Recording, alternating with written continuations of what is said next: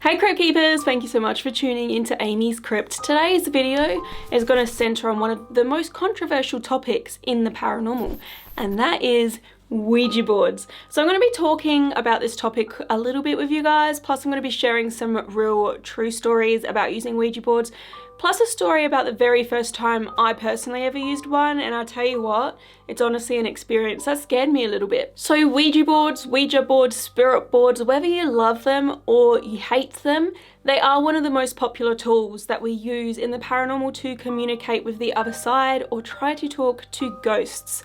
Now, there's no denying they have a pretty bad reputation. A lot of people see them as something that's evil or something that's negative. But is there any truth behind this reputation, or do you think that this reputation is just there because it's perpetuated by these sensationalized stories and Hollywood horror movies? Now, I personally haven't used Ouija boards very much on my channel here on AmysCrypt, but there have been a lot of you guys who have asked me to. There's so many people that want to see me use the Ouija board.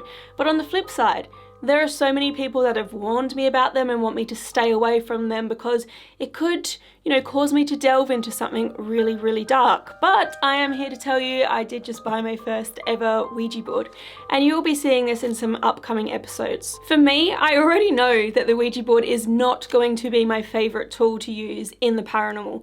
And the main reason for that is it's just really hard to show the legitimacy of it on camera and on a video. Like, unless you're there experiencing it for yourself, you could watch someone and look at their Ouija board evidence and say, yeah, they're just moving it, you know what I mean? So even though I am an honest person and I've never faked anything here on my channel, it's just one of those tools that it's hard to be like, show you how legitimate it is just for a video. Now, I'm not very scared of them. I'll put that out there and I will be honest about that. And I would say I'm more interested and intrigued with them, and that has a lot to do with my very first experience using the Ouija board, which I will talk to in just a little bit. So yeah, I just don't feel scared. And I know that there'll be a lot of people out there who say, this could bring in a lot of bad energy and, draw in anything negative to you. And I guess my answer to that is I'm already so engrossed and so involved in the world of the paranormal that if something bad was going to happen to me, it's probably going to happen to me anyway. Like, I'm not sure that I believe that just using this board, which I bought online from Amazon, or a lot of people have purchased in the past from places like Target, I'm not sure that this board is going to be the one thing that opens the gateway to anything bad. I mean, I've traveled to haunted places and supposedly evil, cursed places all over the world in many different countries. I've played those paranormal games and I've used plenty of other tools to try and reach out or invite entities in or communicate with them. So I feel like if something truly bad or negative was going to come and get me, it probably could from what I'm already doing anyway. Either way, I would love to hear your opinion, so please drop me a comment below. I already know that there's going to be a large number of people who are concerned for me, and I always appreciate that, but please don't worry too much about me. I'm always safe. I'm a grown adult. I know what I'm doing. Please also, I just want to leave a note because I know this is like a topic that people can get fired up a little bit about. So please just be respectful of everyone else's opinions and, any stories they may share in the comments down below. I also feel like despite all of these crazy stories and all of the things that you hear about Ouija boards, I do remain quite skeptical of them. Like, I'm waiting for these experiences to happen to me, I guess, to really be able to believe it. But I try to remain more on the skeptical side of the stories that I hear or some of, the videos that you see here on YouTube, because unfortunately there are a lot of people out there who are less than honest. But there have been a number of stories that I've heard, whether it's you guys sharing stories with me, people that I know closely, or even my own family that have told me stories to kind of ward me off using the Ouija board, that, really makes me second guess it a little bit, because they're just people that I know and people that I trust. So it makes the story seem more believable and, personable to me just because I know these people like my own family. So the first of these stories that I want to share with you guys actually comes from my aunt and my uncle, and they live over in the UK. And obviously whilst Jared and I were traveling, we went to pay them a visit and we stayed with them for a good while. And you know, the topic of the paranormal came up quite a bit because Jared and I were traveling to go to haunted places, specifically like doing AmysCrypt, my website and my YouTube channel. So the paranormal came up and Ouija boards kind of came up because my auntie was saying to me that she basically hates them. She doesn't trust them. She's had a bad experience with them. And you know, this intrigued me. I wanted to know more. So we got to talking about the Ouija board. Basically, at some point in their lives, they came into possession of a Ouija board, my aunt and uncle that is. And I'm not too sure about the details of like the whole story or experience that they had with the board, but the last straw with it before they got rid of it was that the board or the planchette, so this or this, maybe both, I'm not 100% sure on the details, but it flew across the room on its own. So it's like something unseen actually picked it up and threw it, and that's something that my aunt and uncle witnessed. And you know, I can't say I blame them for getting rid of the Ouija board. Like, that's totally understandable, like a natural thing to do if that actually happened. I mean, if it was me, I would probably keep the Ouija board, but she said, nah, like I will never have a Ouija board in my house. I'll never play around with them. Like, don't trust them. Do not mess with them. Now, my second story actually comes from another family member, and this family member, I mean, I only found out about this recently, which is crazy considering how long I've been doing AmysCrypt, but it was actually from my grandma. And interestingly, my grandma's sister is my auntie in the last story, so if that makes sense, they're sisters. Anyway, Nanny, as I call her, was telling me this story about Ouija boards, probably because I just bought one and I was saying, Nanny, I'm so excited, I've got a Ouija board, I'm gonna play with it, la la la, and she did not like it. She doesn't trust them, does not like them either, and it's not because of the last story that I told you. She told me that one of my own family members, someone that I'm directly related to, was very obsessed with the Ouija board, and it wasn't a healthy obsession. So the person who I'm referring to is actually my granddad's sister, I believe. So someone who I am directly related to. But they started using the Ouija board and they would use it all the time. Like, I'm talking every night using the Ouija board to communicate with ghosts or spirits or whoever the heck they were supposedly talking to. But she would do it on her own, and she would kind of go upstairs, lock herself in the room, and I guess talk to the spirits every single night on this board. And she believed every single thing that came through the board and often would share it with people. Now, it got to a point where the board was telling her, I guess, personal secrets about people she knew or people in her family, and she didn't keep quiet about those secrets, because she felt like people, I guess, should know about them. They should be made public knowledge, and the people involved in the secrets should know about them and know that she knew about them.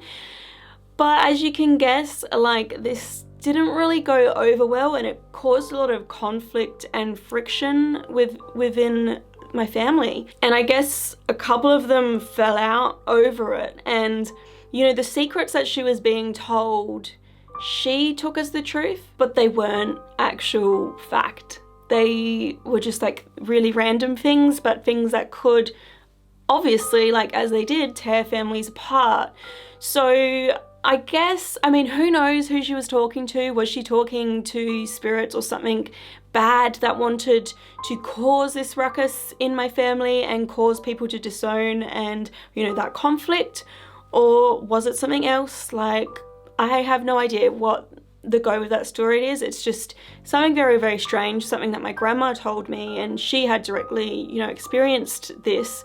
And yeah, it's just one of those things that was like, Amy, don't play with the Ouija board, you know? And although, like, my grandma will say, don't play with the Ouija board, it's evil, it's bad, she also thought it was evil and bad for me to go to haunted places when I first started AmysCrypt, and she was totally against that.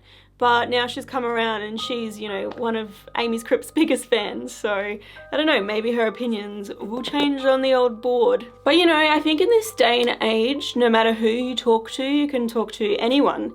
people are going to have an opinion on the Ouija board. They're going to know what it is, and they're probably going to either have had an experience themselves or have an experience that they can talk to, you know, a friend of a friend, you know, played them and this kind of happened. So it's become like almost like this ingrained in our culture. It's like an urban legend in itself where everyone, you know, has had a Ouija board experience. And I love that. I love to hear about it. So if you guys have your own experience, share them in the comments. But the first time I ever used one was probably, for me, the most compelling and intriguing Ouija board session I've ever had.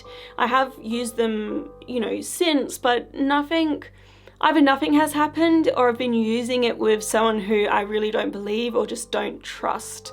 So I don't take those sessions as anything legitimate, but I mean, this first one was weird. So the first time that I ever used a Ouija board in my life was actually at the Lizzie Borden murder house, and I went to spend the night there. If you guys don't know much about that case, it's a very interesting historical murder that remains unsolved. Basically, within this house, 2 people were murdered by somebody with an axe. It's commonly thought that maybe it was Lizzie Borden, the daughter, or she had something to do with it in some way, but either way, I mean, nobody really knows to this day. Now, I do also want to mention that when I went there, I was on a solo trip, so I was staying there by myself, and I just mention this because it comes to be of relevance later in this story. So when you go to stay at the Lizzie Borden murder house, you can actually book out a room to spend the night. And I chose to stay by myself in the murder room, obviously. So basically what happens is you check in, you get your room, so you get your own space, but then everybody else who is staying in the murder house on that night, and there were other people staying there, you all kind of get together at around 7 p.m, meet downstairs, and a tour guide comes in and you'll go make your way throughout the whole house, and they'll kind of tell you specifics of the case, the murder, any interesting facts, theories about who it was, how everything went down, as well as some ghost stories. And then when you're done with the tour guide leaves, you're there for the night, so you can either retire to your room or you can kind of like hang out like my group did, and we all played some of the Ouija boards downstairs that are supplied and just kind of left there for guests to use. Now, I am also going to note that I do have a full episode on the Lizzie Borden murder house, but that was a few years ago. That was right at the very start of my YouTube channel. So one of the first videos that I ever made, and it is pretty darn cringy, but if you want to go back and watch it, be my guest, there are some snippets of us using the Ouija board there. Now, I do want to note the main thing that happened to me on the Ouija board, I did not document on camera. And unfortunately, I guess it was just my inexperience back then, but I actually can't remember. My camera was either dead, it overheated, or, you know, I ran out of space, something of that nature. But what I'm going to tell you now is something I haven't really shared before, just because I feel like people may not believe it, and it's fine if you don't, like, it's not going to hurt my feelings. But I guess even if I did film it happening, people would probably be skeptical and wouldn't believe me anyway, so take it for what it is. So I do want you guys to just remember that I'm here with essentially a bunch of strangers because I traveled by myself. So I didn't know the people I was playing with, they didn't know me. I did make friends with 2 ladies who were staying there, a mother and a daughter, and they were just the loveliest people. That we actually went out to dinner together and went to the cemetery together to see the Lizzie Borden's grave, and they were just super, super nice. It was actually the daughter who I was playing the Ouija board with when the most intense thing happened. So we had all been kind of messing around and playing with her throughout the night, and I would say that the daughter was probably the most scared out of the group, and she was quite young, you know, she was a teenager, and she'd watched a whole bunch of YouTube videos where they come across Zozo while playing the Ouija board. Now, if you don't know what Zozo is, it is a demonic entity. Its existence is often debated, like people say Zozo is not real. Either way, Zozo comes out on the Ouija board a lot when people play it. Whether it's a mental thing that you're thinking of Zozo and causes you to go to ZO, I can't say for sure. She was scared of Zozo, and at one point the planchette did go to Z and then to O. She was a bit scared, so she said, can we please end it? We finished the session, and like that was kind of that. And our tour guide, coincidentally, her car broke down as that had happened, so she came back in while she was calling for roadside assistance. But she did tell us that Zozo always comes out on that particular Ouija board and she never uses that board, so interesting. Anyway, this young girl who was scared of Zozo, she was extremely brave because she said, you know, let's play again. So we went into a different room and started again, and mostly the planchette was moving when just me and her were using it. So I found that quite interesting, but at the back of my head, not that she's not a good person and I don't trust her, but I'm always like, are they just moving the planchette? And I'm sure that's a natural thing for you to think when you are playing the Ouija board, like it's just your fingers on this little thing and it's moving all over the place. You're like, I'm not doing this, is it someone else? You know what I mean? You question it. But I thought that I would ask a question that there is no way that she could know the answer to. So I said, can you please spell out my middle name? And remember, we had just met that night. She did not know my middle name. We did not know each other before that. And I kid you not, guys, the planchette spelt out my middle name. And it actually really freaked me out at the time. But at the same time, I was really, really excited. And I was just like, wow. I was a little bit gobsmacked. And I'm not going to tell you what my middle name is, but it is a pretty common name. Though if she were to just guess that, that would just be like a miracle, basically. I would be shocked if anyone could just guess it, you know? First try as well. So that kind of freaked me out a little bit, but at the same time, I've always questioned and always thought, is it my own subconscious that could have caused me to do that? Like, it's not me purposely spelling out my own middle name, but that was at pretty much the forefront of my brain. When I asked, what is my middle name? It's obviously sitting right up here, like maybe I subconsciously moved it. I can't say for sure. And it is a hard thing to kind of reflect on and think about. Did I move that planchette myself? Because in all honesty, I would say I didn't. And that's just the thing. If it's my subconscious doing it, I'm not consciously aware of it happening. But apparently that is one of the things that can happen on the Ouija board, where it's you subconsciously doing it. So it's not like you mean to do it, you're not doing it on purpose, but maybe it is you know what I mean? So what do you guys think? Do you reckon that I could have been communicating with a spirit that knew more? It knew more about me, or maybe somehow it could read my mind because I did have my middle name right there in my brain? Or do you think that, you know, maybe it was all just in my head and it was just me that did it and just moved the planchette the way that I was thinking and wanted to see? For me, again, I don't know. It actually genuinely freaked me out though, because there's no way she could have known what my middle name was, and it was spelt right out. It also, like, you know, when something so crazy happens, you're just like, oh, like my eyes started welling up with tears a little bit. I was like, oh my god, it knows my freaking name.